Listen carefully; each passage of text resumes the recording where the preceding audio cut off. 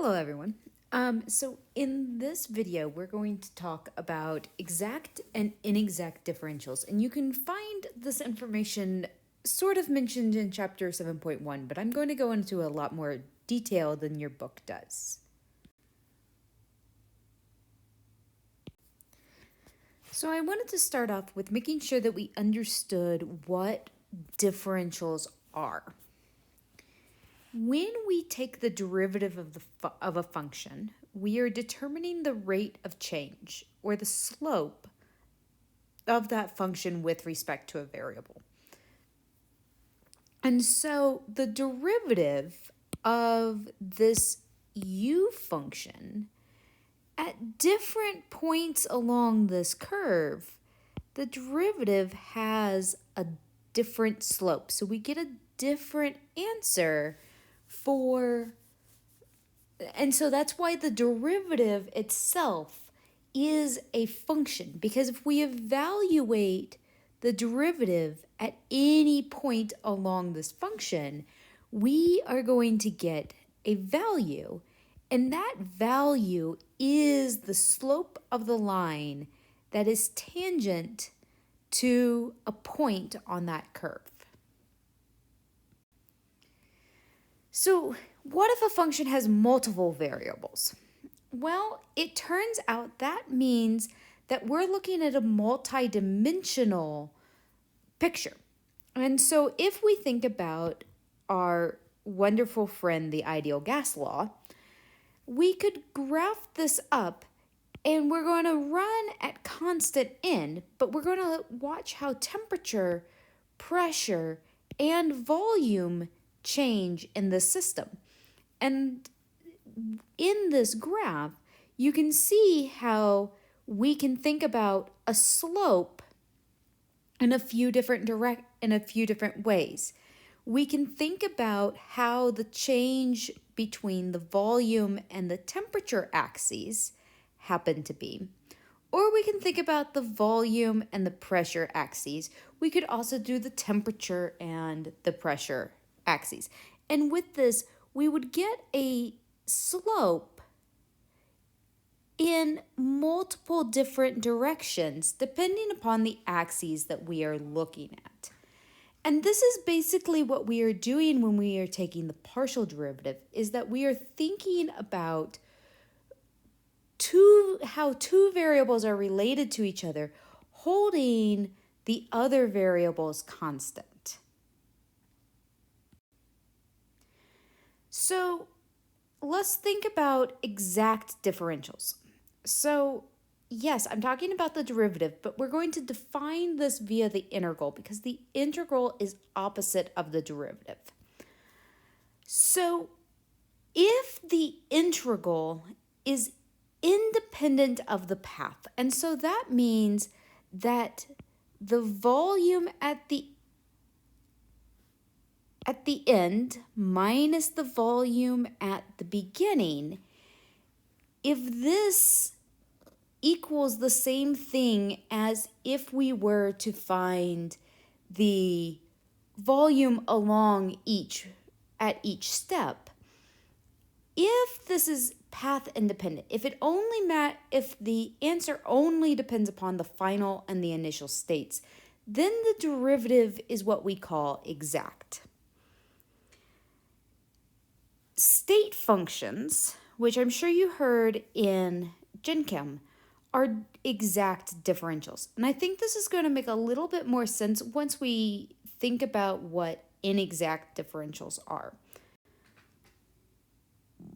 So I have this complicated function dg, and in this complicated function, the temperature and pressure are increased from the starting point, T0, P0, to this ending point, T1, P1.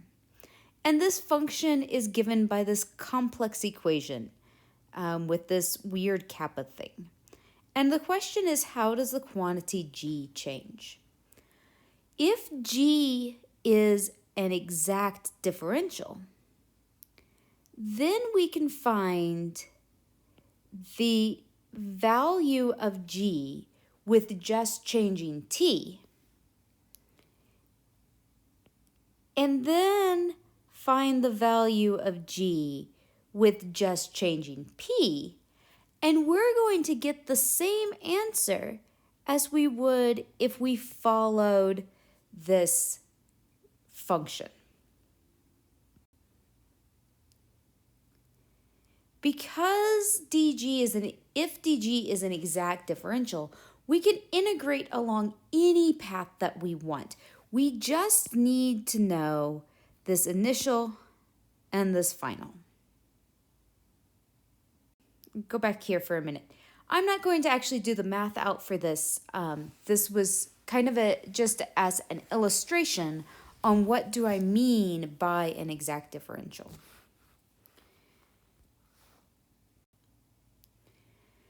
Now, in exact differentials, not exact differentials, these are functions where the path matters. And so in these, this sort of final minus initial, it doesn't work. And so we have to find other ways at figuring out these values. So in this, we're saying, okay, so let's make our function a lot simpler. And let's think about two different paths. So path 1 is first we are going to do a temperature change. Man, I mixed up my colors. Color swap.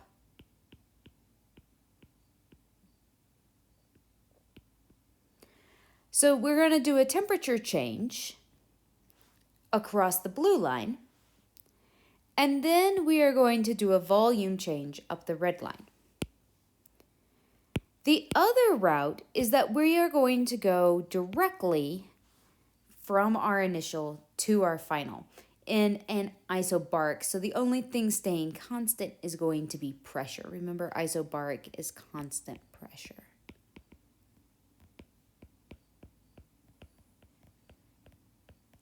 Isochoric, this is constant volume.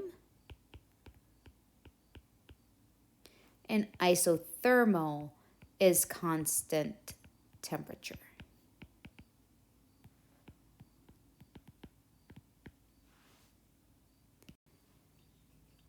And if we did out this math with the path 1, with the 2-step, we would find, and we're calculating work, which we're going to talk about in the next video.